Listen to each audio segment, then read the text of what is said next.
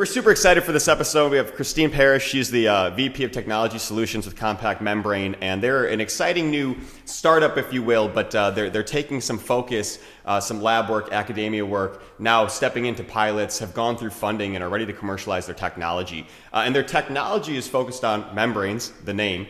But I think what we're most excited about is when we hear about membranes, CO2 is kind of the afterthought. And not with Christine and Compact Membrane. They're actually focused on decarbonizing industry through membranes, through being more efficient, less energy intensive. So Christine, welcome to the podcast. We're excited to have our listeners learn more about what you are all doing and how it's going to revolutionize the decarbonization of different industries that we don't always think about when we talk about membranes. Awesome. Thanks. And we're really excited to talk about it too. I think this is one of the things that CMS has been focused on really for the last 30 years, and to finally be able to see the world be ready for carbon capture and decarbonization is really, really exciting.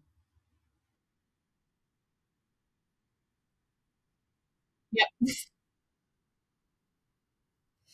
Yeah, 30 years. It's only been 7 years since the inception of what I would call the facilitated transport platform that allows us to do the CO2 separation. But energy efficient separations are nothing new for membranes. And so we've been applying that to other applications in the pharmaceutical and specialty chemical industry for the last 30 years.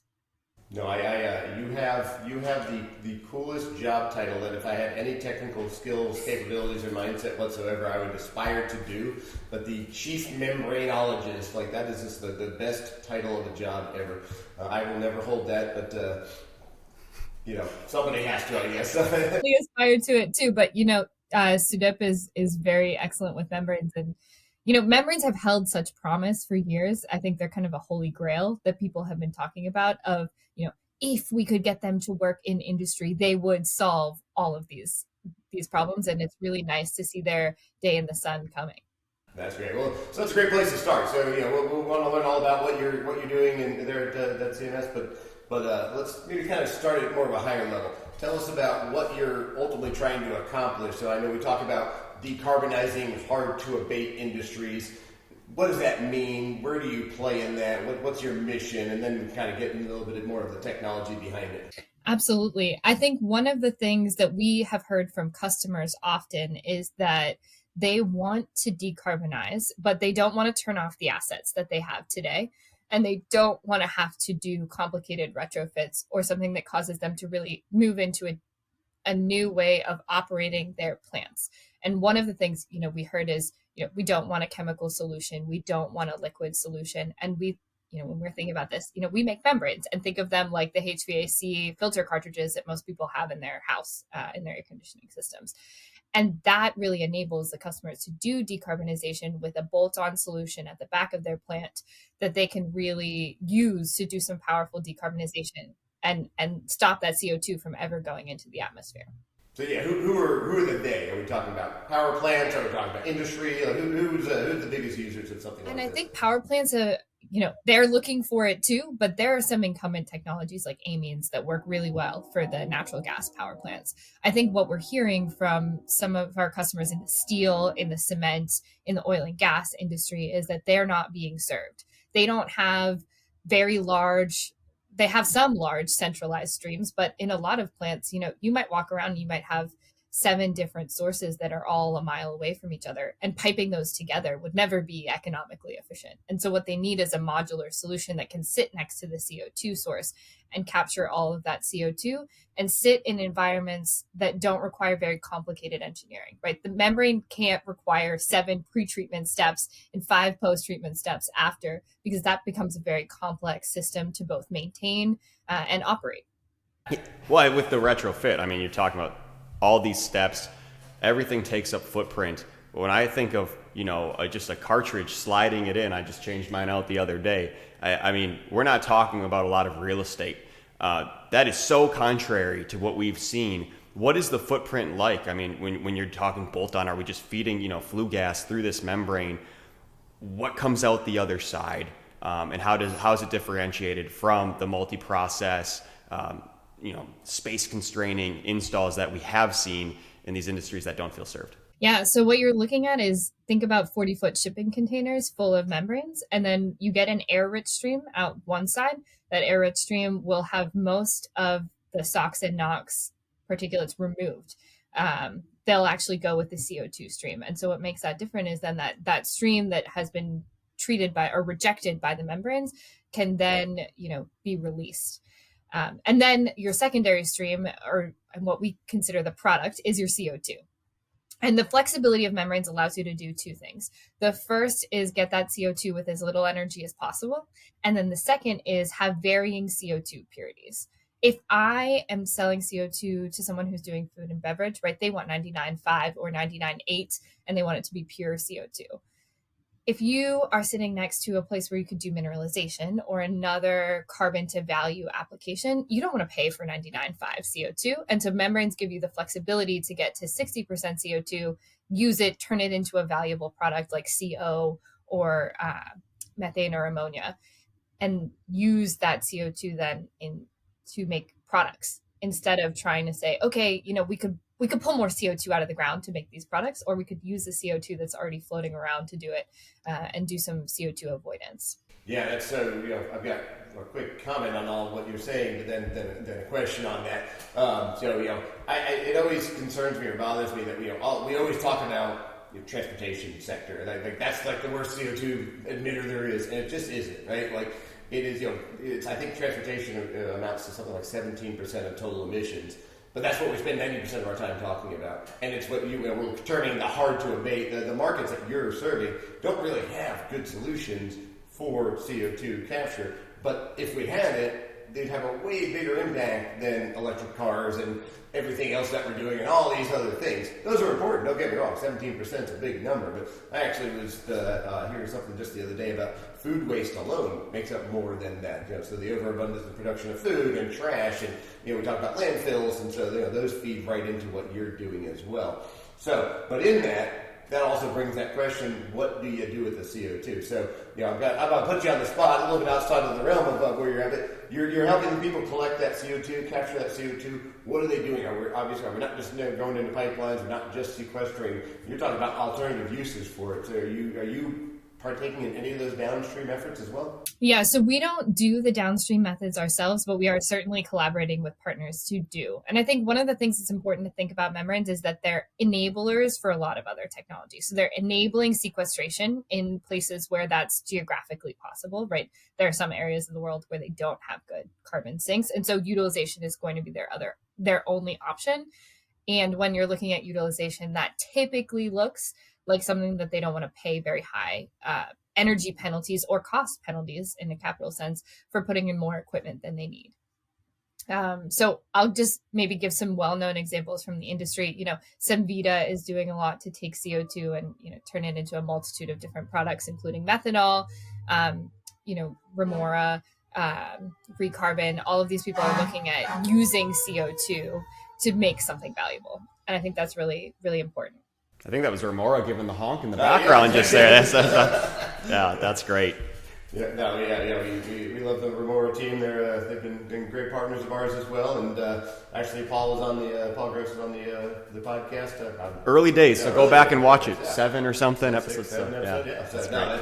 They're doing great things. But we're huge advocates of utilization, and you can't just capture it and put it in the ground. Yes, there is a whole volume that has to do that, but how do we find new sources for it? And but before that though, we have to have cost-effective, efficient ways of capturing it that don't require huge, large footprints, because that just defeats half the purpose. So very interesting. So maybe go through that. Walk us through. You kind of were giving a great example about the Amazon jungle and things like that. How does your product work? I love the 5th grade level of education for us, for me anyway.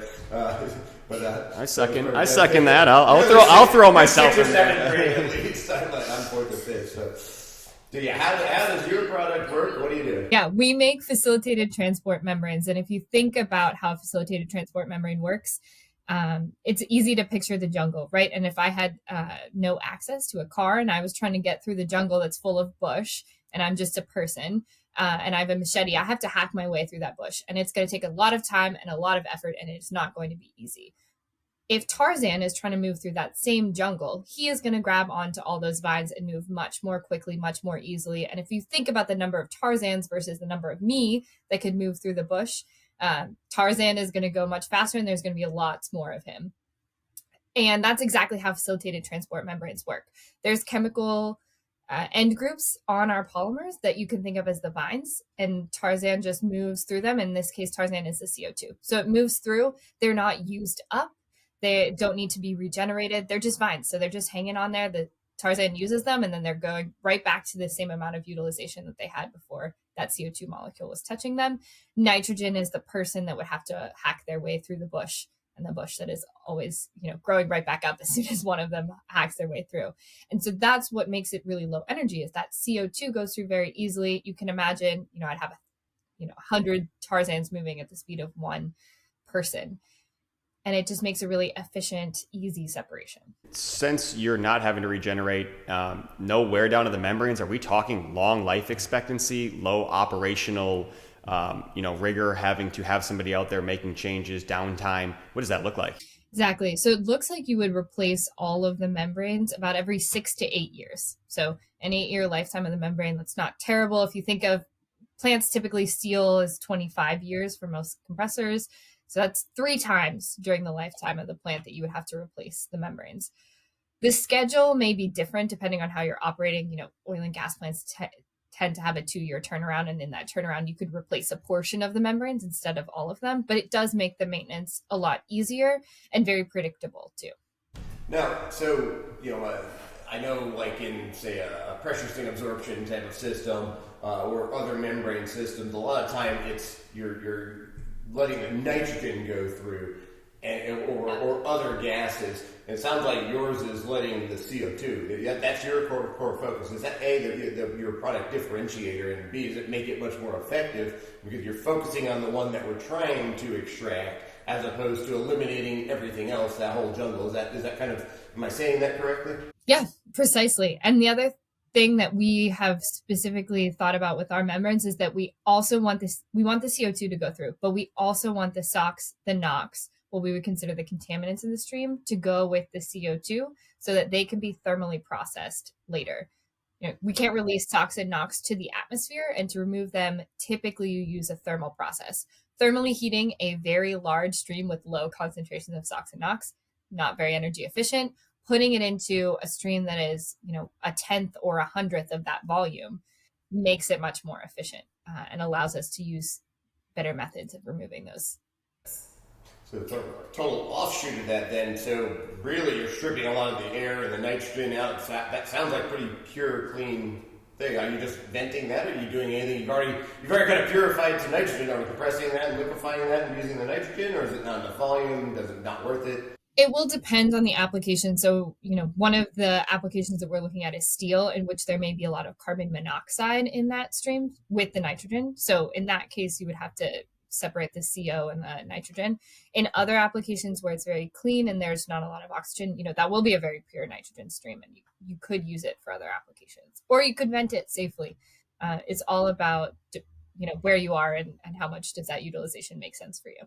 So, technology is clearly very thought through. Why just now are we coming to market? Is that kind of the changes in legislation and the focus on decarbonization, or we just haven't had the technology, maybe the focus in academia on these types of technologies? Why today? Yeah, I think the academia focus has been there for a while. If I'm going to be honest, 6 years ago, when this facilitated transport membrane project was really getting off the ground at CMS, when we would call people about carbon capture, they thought that was a fantasy, something that was never going to happen. No one was going to care about it. Green hydrogen and green energy were going to be here in 2025, and this was just not going to be a non-issue. Today, that just isn't the case. And I think when the IRA bill passed, our phone was ringing off the hook. We talked to you about this 2 years ago. Can we get in the front line of the queue? I need a pilot ASAP. We need to figure out how to decarbonize these set of assets immediately. How can we work with you guys? I think that was a huge turning point for us, and something that we were really excited about. Yeah, no, that's interesting. So where are you in that life cycle? Are you commercialized yet? You've got some pilot projects? Yeah, so we are in what I would call a technology readiness level 5, and we have 4 pilot projects, 3 of which are going in between December of 2023 and February of 24. And we can talk about those partners. They kindly let us speak Oh, you about got a name drop. It's not fun Exactly. without a name drop. So we can name drop a little bit. So we have a steel pilot with Voestalpine, materials pilot with RHI Magnesita, and an oil and gas with OMV. So we're very excited about those demonstrations. And then working with Braschem, who has partnered with us on other separation applications before, we are doing a 1 to 4 ton per day pilot that should go in either the end of 24 or beginning of 25, depending on compressor timelines. So with the pilots, and I'm thinking literally pre-orders. I mean, how long do you want these pilots to run before you have a level of comfort where you say, we are going to scale this up now to do 100 tons per day. We're going to go secure the funding we need. What is that sweet spot of this is working? We feel confident. We've made our tweaks, and we're ready to give those calls back to the people of 2 years ago and say, let's go. And then from there, what is that timeline for them from, hey, we're placing POs to we're decarbonizing our assets? Yeah, so I think typically we like to see about 3 months of data. What you'll see with a facilitated transport membrane is if there is some contaminant in the stream that's going to kill the membrane, you'll see a very sharp drop off. And within about a month, it'll just go to nothing. We haven't seen that in the lab. We've tested the lab at much more stringent conditions than we expect to see in the field. And so once you've got 3 months of that really nice decay curve data, I think we're ready to start calling other people and say, okay, let's talk about, we would call 100 tons per day probably a demonstration project. And that's what we would do. As with everybody else in the world, supply chain is really dictating timelines at the moment, but typically from the start of the engineering process to build and delivery would be 2.5 years, depending on the size of the project. Yeah, we need to dig into compressors and understand why there's such a supply chain issue and everybody's been trying to get to them. So if there's anybody that has a compressor factory, I don't know, ramp it up, because that's all of these projects. I mean, we run into it ourselves. Like it's like that is the barrier to entry to a lot of things, or at least the slowdown to a lot of these projects, and it's crazy. I'm not sure why. It's not new technology. That's what really throws me. So. Yeah, and I think the unlock there, which I'm pretty excited about, is that a lot of these applications, unlike traditional oil and gas, do not require an API compressor, which does make it a little bit easier, a little bit more cost effective to get your hands on it. What I think is really important, and what CMS and other carbon capture systems are focused on, is productization, right? If we are stick building all of these like they do for the oil and gas industry, it will take us forever and it'll slow it down. If you can design one, build 100, that makes a whole lot more sense. And it's easier for the customers, right? You can go off the shelf and you can pick size A, B, or C, depending on your application. And that's actually really a sweet spot of the membranes. If you think about an amine tower, I don't think that amines will ever be beaten at the really large scale. If you have 3 million tons of CO2 or more, amines are always going to be the most effective solution for that. There's really no getting around it. Well, it's the most flexible too, right? Like, your gas stream doesn't have to be so consistent and things like that. So exactly. But if you have a stream that is less, consistent, is smaller, then being able to say, I have 10,000 scuff, I have 50,000 scuff, and if I have 30,000, I'll just take 3 of the 10,000. Done. I don't have to think about it. I don't have to re-engineer.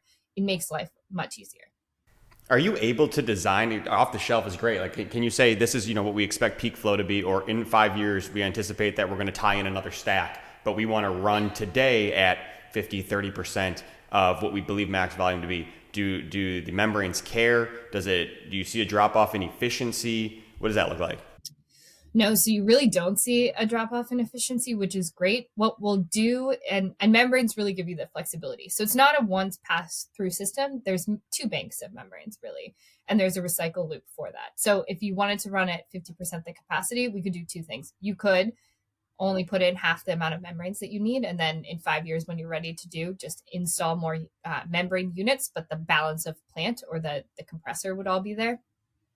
Or you could just drop the recycle rate from the second stage to the first stage and kind of run the system more slowly. So membranes provide you with the same design, a whole lot more flexibility than you would see in some of the other applications, and solid sorbents, liquid sorbents, where they need to have that thermal treatment in between to release the CO2. Well, and we run into that where we talk with people and it's, oh, if only we could have CO2 at a higher purity. Well, the retrofit is so difficult. I mean, we hear it all the time. If we would have known 5 years ago when we put these membranes in, we could have done something differently. But now it's, we're trying to kind of put it back in after the fact. Big challenge. So that's awesome that you have the flexibility on the membrane. I would imagine with the compressor, you do need to do some forward planning and maybe have a VFD so that it can run at half capacity and turn up. Or maybe you put 2 in line, but then you run into the lead times. And it looks like you do have a path forward to start to work around some of these long lead times and start servicing industry pretty rapidly with the custom but standard solution. Exactly. And I think what makes the CMS membranes, because we've got that facilitated transport, we're talking about low pressure applications. So under 4 bar and sometimes even 2.5 bar. So you could use a blower instead of a compressor, and that makes life a whole lot easier. And I think that's something that we heard from our customers that they were absolutely looking for. They want to put this in non-classified areas. They want as simple applications as possible. And so we heard that. And from an engineering design, we're listening and incorporating that into the full product. Well, I think that's critical for the long term. I believe in the IRA. I mean, it's a great bill, and it's serving its purpose, but it needs to just be a bridge.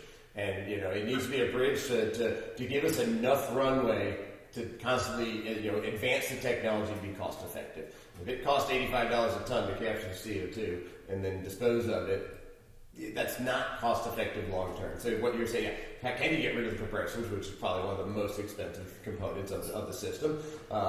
Get rid of that, get to a blower, get modular, get lower cost. That's great because that's what's needed, and that's what that's what a subsidy should do. It should subsidize for a time to help advance some of these technologies.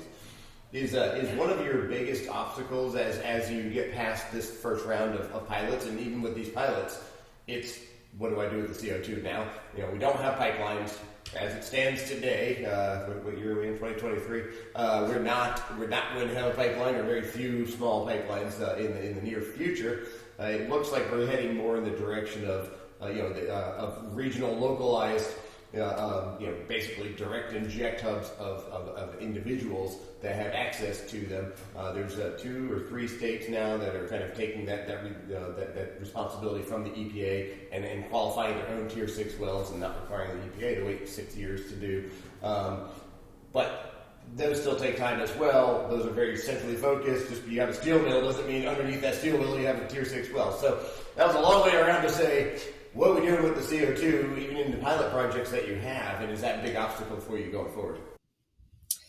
I think, and it'll depend. So I would say there's 2 different types of customers. There are customers who sit in places where there is already a CO2 network developed, be because its EOR already exists there, or somebody filed for a class well permit 10 years ago, and they're just very, very lucky. But even in those situations, what gives me hope as an engineer is watching all of these companies that typically wouldn't collaborate change their mode of operation to say, listen, we all need to get, all the emitters in this area need to talk about how do we get into this one pipeline to put it in so that we meet not only economies of scale, but so that we protect our communities. And I think it's really great. The Decarbonization Leaders Network, I think is the first person who said that, is that we are moving away from what's mine is mine and into collaboration for CO2, for the betterment of society, which I'm really excited about. I think the other class of customers is people who already have an idea of what they're doing with the CO2. So maybe they have their own utilization.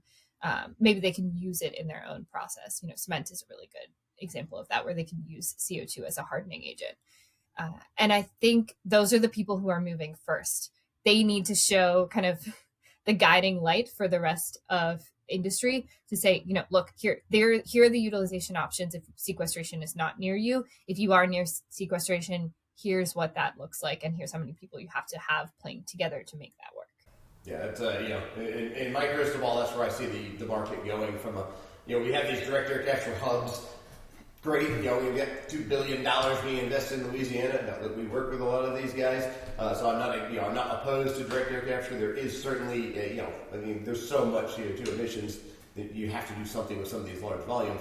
But to your point, we've got to come up with utilizations. But having said that, these pipelines, they're long in the tooth. They're not coming online if at all or ever. But when you have a hub, it can't just be about the direct air capture, and I wish we didn't name it a DAC hub because of that. It should just be, it's a hub and spoke for regional players to transmit their CO2 to them that you're capturing, as well as then build the infrastructure of companies around there that can utilize it, whether it's sustainable aviation fuel, carbon black, polymers, whatever else there is.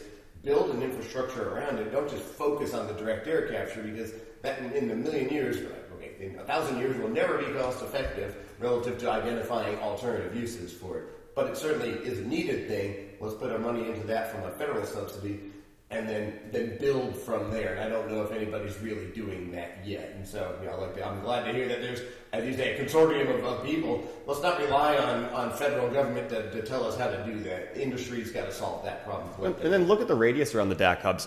All the major players you're talking about. I mean, we can go greenfield some of the uses of CO2, but the emitters are in those spaces. I mean, they're in very industrial driven.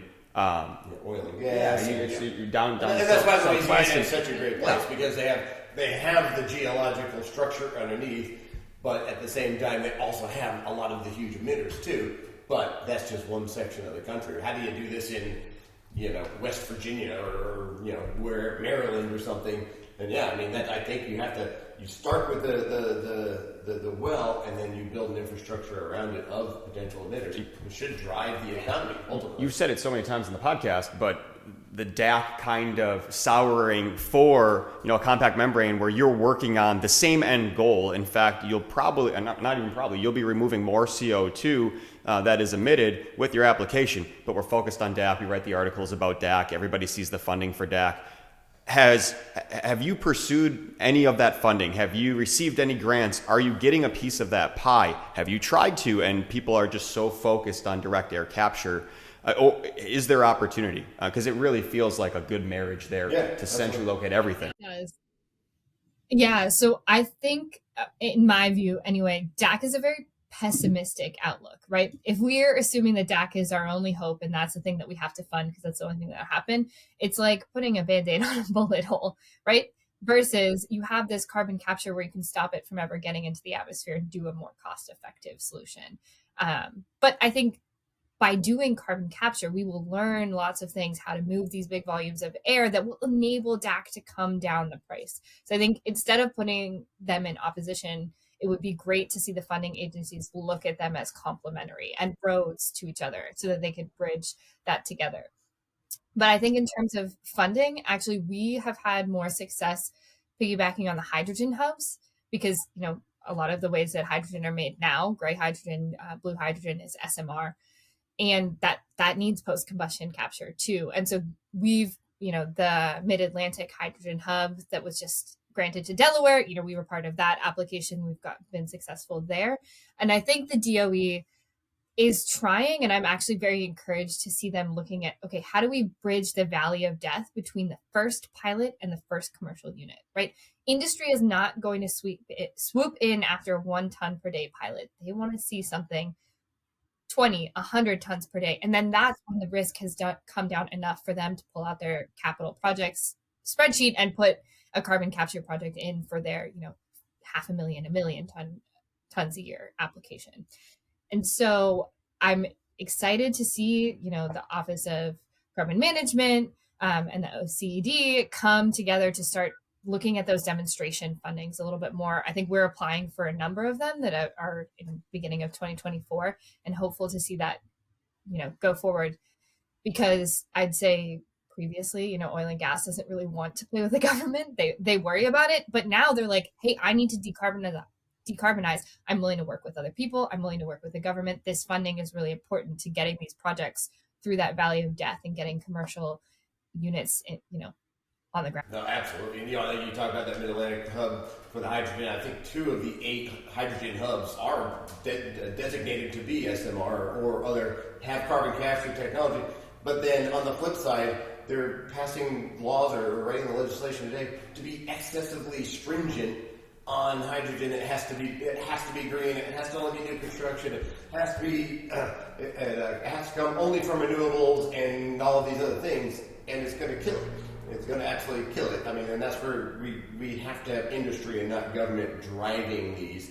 And that is why I look at. I'm not an anti-DAC guy. It's just I'm afraid that we said, oh, we got DAC hubs, great, we're going to solve all the problems, throw a bunch of money at it, and not to say we're going to greenwash it, but I think we're going to greenwash it because it makes us all feel good that we're doing something, and we're missing the boat on really advancing this technology, just like we're doing in hydrogen. We could miss the boat by getting too much regulation and not let industry do what they need to do. We appreciate the 12 years of funding from federal tax dollars to help this happen, but put it in the hands of people that know what to do with it, like you said, and that's great. So how do we do that? How do we do more of that? How do we get a bigger consortium of this? I think that's a good question. I think they're starting to form, right? People are actually willing to talk about what they're doing, which is a very different mode of operation than 10 years ago. I think one of the things, and this is my personal view, the government shouldn't be picking winners through legislation. They should be inspiring ingenuity through innovation. And I think they've started really to do that. And the IRA bill was a good first step, right? Because that included carbon capture and DAC. And that is really, really exciting and making sure that happens. I think the next, horizon, and we've talked about it a bunch on this episode, is utilization. So let's not punish utilization over sequestration. I think that is the next conversation that's going to happen and really should be happening, right? Because if I'm pulling a bunch of, carbon out of the ground to make this versus taking carbon from the back of a steel plant, in which, let's be honest, we're not going to turn off steel. There is no alternative to these high grades of steel. That's not going away. And so in some cases, we will always have to have some steel, some cement. And so how do we take that CO2 byproduct and make something really useful out of it? I think that's where the government can step in, and they have. I think really with what we're seeing in the next 2 to 6 months in FOAs has been really encouraging. Yeah, I think that's the grand point there, right? That might be the best closing point of all of it is, again, I go back to the early statement that we said, we focus on the transportation sector and we say fossil fuels are horrible. And you could stop today on fossil fuels, which we're not going to. But we could stop today on fossil fuels. What does that really truly solve? You still need steel. We have to make steel. We're still going to have food waste. So that produces more methane content than all the cars put together. We still have buildings that are emitting. We still have streets and everything else that we have. So, we're only talking about 15-17% of the emissions when we talk about the fossil fuel aspect of it. So just capturing it out of the air isn't solving the problem of how do you do the hard-to-abate industries, and that's what you focus on. So that's outstanding. I mean, I think we're 100% aligned on everything you just said. We want to. I mean, we started this podcast just to really kind of talk more about this and educate really on the use of CO2, and it's really transformed into that conversation. Our focus is utilization. How do we help drive both that conversation? But I'm all about investment. Invest in that. The parity law for utilization for under the IRA is about it's $85 a ton for sequestration, but only $60 a ton if you capture it and use it again. And they don't even like that because they say, well, you're still gonna emit back out there. I'm like, but it's cleaner once you clean it and put it back out there, so you don't have that SOx and that NOx going into the atmosphere. But at least we're doing something with it. You can't, if we're just going to keep capturing and sequestering it, well, it's never going away. It's never ending. So it's in perpetuity that we're never going to get any farther. So it's great what you guys are doing. It's great to have you a lower cost, more efficient, more cost-effective solution. So yeah, pull down the barriers to entry. That's so good. Absolutely. This has been one of my favorite episodes, actually. Yeah, I can feel the passion boiling over from him, which is it's hard to do. I mean, he's just Mr. Methodical. We come in, we do an episode. Not today. He's fired up. He thought it was Friday. It's Thursday, but saying I generally just mail it in. Dude, you lock it. He locks in.